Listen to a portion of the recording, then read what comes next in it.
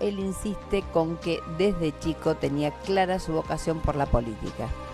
Desde que asumió como diputado provincial a los 28 años, no dejó de ejercer cargos legislativos hasta ahora. Fue 2 veces diputado de la legislatura de Mendoza, es diputado nacional desde 2013. La seguridad es su gran tema y su gran desafío. Tenemos que lograr que las condenas por delitos comunes no se cumplan y que las víctimas de inseguridad no tengan menos derechos que el delincuente, afirma a quien quiere escucharlo. Militante radical de toda la vida, Petri está identificado a pleno con el actual gobernador mendocino Alfredo Cornejo y con Cambiemos. También fue uno de los que más militó el proyecto de ficha limpia, una propuesta por la cual quienes hayan sido condenados en segunda instancia no puedan ejercer cargos públicos. También en estos días celebró la condena ejemplar de los acusados por abusos sexuales a niños sordos en el Instituto Próbolo en su propia provincia. Hoy, a sus 42 años, Luis Petri llega al sillón de marcapasos cuando faltan pocos días para un cambio de gobierno que lo va a convertir en opositor. Pero más allá de la política también llega un hombre orgulloso de ser papá de Julián y alguien que, tal vez muchos no sepan, pero es un verdadero cocinero aficionado y aún mejor fotógrafo. ¿Quién mejor entonces para mostrarnos la foto actual de un radicalismo que cocina a fuego lento su presente para que no se le queme, sobre todo, su futuro? Buenas noches, muchísimas gracias por estar acá. Muy bien. Bueno, los dos nos divertimos obviamente con el relato de Ricardo Alfonsín, personaje absoluto. Por supuesto. ¿En qué parte del radicalismo, ya sé que vos estás muy cercano a Cornejo, pero digo, estás dentro de la Cámara, ya han definido las autoridades de bloque y de todo esto, digo, ¿cómo crees que se va a manejar el radicalismo de ahora en más? Bueno, lo primero y lo más importante es que ayer se dio un paso en pos de la unidad del radicalismo, tanto en el partido como en los bloques. Había habido un fuerte debate interno respecto a cómo tenía que ser el perfil y fundamentalmente quiénes debían encabezar este proceso. Hubo humo blanco, de alguna manera en el día de ayer se acordó que Alfredo Cornejo continuara al frente de la Unión Cívica Radical. Esto es muy importante, teniendo en cuenta el perfil, la proyección que tiene Alfredo, que viene de ganar una elección y que además es gobernador de una provincia y presidente del partido. Sí.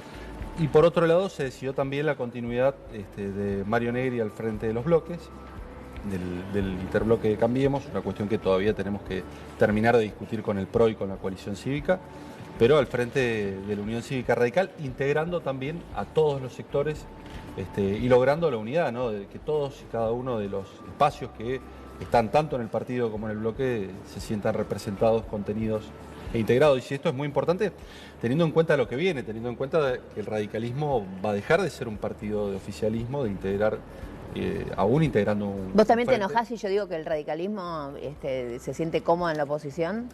No, yo creo que el radicalismo es un partido de poder. Lógicamente la oposición... Hay poder en la oposición. Claro, pero es un partido que busca el poder. No es un partido testimonial, no es un partido que no busque encabezar procesos históricos. Lo ha hecho a lo largo del tiempo, digo, desde Irigoyen, Alvear, Ilia, Alfonsín, el propio Alfonsín. Es un partido netamente de poder. Claro está, la oposición, sin lugar a dudas, da otra comodidad, que es la comodidad de no estar gobernando ni decidiendo, y quizás desde la oposición lo que haces es controlar, fiscalizar y a veces proponer irresponsablemente, porque ocurre, ¿no?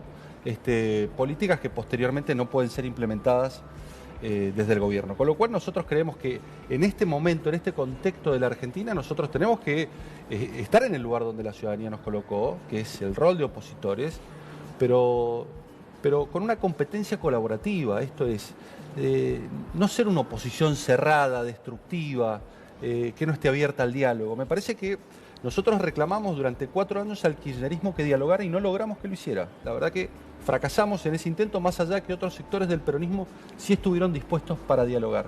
El diálogo es el primer paso para la búsqueda de consensos y los consensos posteriormente se plasman en acuerdos. Ahora, de todas maneras, perdóname, los más dialogueros, si se quiere, de este gobierno que está terminando, fueron los que terminaron perdiendo. Hablo de Emilio Monzón, Massot. Ayer Massot, por ejemplo, hoy creo que habló de Máximo Kirchner y salieron a matarlo todos, ¿no? Bueno, fíjate lo que produjo el diálogo en la Cámara de Diputados. Permitió que un gobierno en total minoría tanto en diputados como en senadores. Durante los 4 años no tuvimos un solo periodo legislativo en donde al menos en alguna de las cámaras, Nancy, Juntos por el Cambio Cambiemos, tuviese mayoría.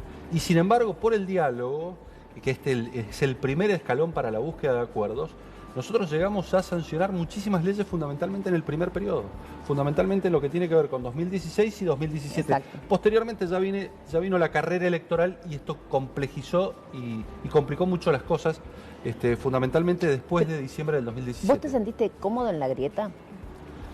Nadie se puede sentir como la grieta. Yo no creo que... No jodas, la grieta existe por algo, la grieta digamos. existe, Sí. pero la grieta tampoco es nueva, digo. Me parece que las peleas, las antinomias de federales y unitarios, radicales peronistas... Vayamos acá, vayamos a yo lo creo más. que hay una forma de superar la grieta que necesariamente la dirigencia política la tiene que implementar y tiene que ver con la tolerancia política, por un lado, es uno de los antídotos más fuertes para superar la grieta, y por el otro lado la moderación institucional fundamentalmente de quienes gobiernan.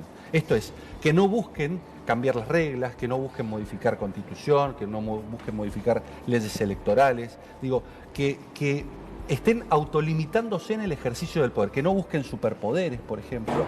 Esas son las cosas que estimulan la grieta. Yo creo que si hay tolerancia política... No, pero estos últimos 4 años, ¿qué hizo de todo esto, Macri? Opositores y oficialistas. Esto tiene que ser compartido. Y hay moderación institucional. No solamente se supera la grieta, sino que es la mejor vacuna para superar cualquier intento populista en la República Argentina, que, claro está, puede o no darse. Ya estás hablando como diputado opositor, no, pero digo... puede o no darse, veremos la grieta hasta hoy la representó Macri desde el poder. ¿Qué hizo de todo eso? Nosotros tuvimos una forma de gobernar que intentamos apelar al diálogo. Lo que pasa es que nos encontramos con... Ahí la culpa de la grieta la tuvo la oposición. No, pero vos fíjate que con los gobernadores pudimos gobernar y dialogar. Y vos fíjate los resultados de ese diálogo. Cuando asumíamos el gobierno, allá por diciembre del 2015, nos encontrábamos con todas las provincias en rojo. Lo primero que hicimos fue cumplir un fallo de la Corte y un decreto que había dictado Cristina Fernández de Kirchner, en donde se le devolvían los fondos del ANSES. Pero... ¿cuál fue la consecuencia de ese diálogo, además del pacto fiscal? Fue resolver la situación fiscal de las provincias. Hoy nos encontramos con 19 provincias con superávit y 4 o 5 en rojo. Y las 19 que se encuentran en superávit, la inmensa mayoría son provincias del PJ. Quiere decir que hubo diálogo político y hubo acuerdos políticos muy importantes, que lógicamente... desde el kirchnerismo nos costó y no logramos profundizar ese diálogo y llegar a acuerdos, sí, sin lugar a dudas, porque además habían agendas distintas. Porque cuando nosotros planteábamos la agenda, por ejemplo, de lucha contra la corrupción, no encontrábamos eco ni acompañamiento, por ejemplo, en el kirchnerismo. ¿Cuánto hace que sos diputado? Desde el 2013. ¿A Máximo Kirchner lo conoces? Claro, sí, de la Cámara. ¿Y cómo lo ves? ¿Estás más cerca de pensar en la caricatura de Máximo Kirchner o en lo que dijo Mazzot hoy? No, yo no creo en la caricaturización de las personas. Tiene una enorme responsabilidad. Él viene militando políticamente de hace mucho tiempo, es el líder de una agrupación de la Cámpora. Me imagino que si lo han designado en ese lugar, tiene los méritos para poder hacer frente a la presidencia del bloque. No, pero te lo pregunté más personal, digamos. No lo reconozco, no tengo trato. Quizás por no te funcionó el diálogo ahí. Quizás no, porque somos 257 diputados. Con algunos tenés más trato porque compartís comisiones, con otros no tenés trato. Yo con él no tengo trato, no he tenido trato, con lo cual no podría hacer la descripción que hace Nico. No, obviamente, pero por eso te estoy diciendo, digamos, en función de todo esto, cuando Nico habla de esto, te pasa desapercibido. No, qué sé yo, es una apreciación personal de él. Sé que es un político que viene militando desde hace mucho tiempo, pero desde lo personal no lo conozco, más allá de los dichos de muchos que lo rescatan y lo valoran. Mauricio Macri, para vos, ¿puede ser el jefe, el líder de la oposición? Va a ser uno de los líderes de la oposición. Yo creo que por el sistema argentino, el sistema presidencialista argentino, cuando uno es oficialista, retiene el liderazgo del oficialismo, claro está, porque tiene mucho poder. Ahora, cuando se es oposición, hay que consensuar las posiciones, y hay que consensuar las posiciones fundamentalmente entre los socios de Cambiemos, digo, en ese espacio.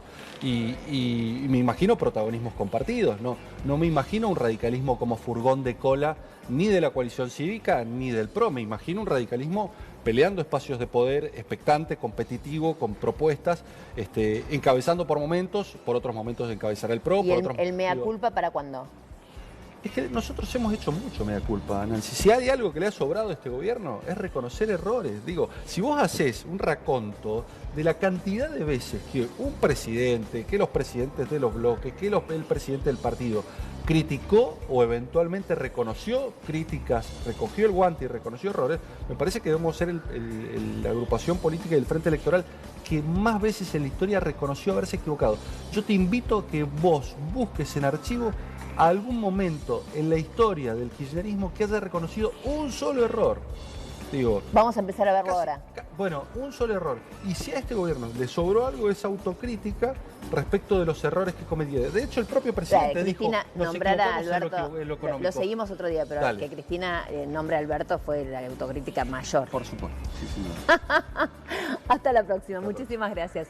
Nos vamos mañana a las 10 de la noche aquí, obviamente en Crónica HD. Ya llega Silvia.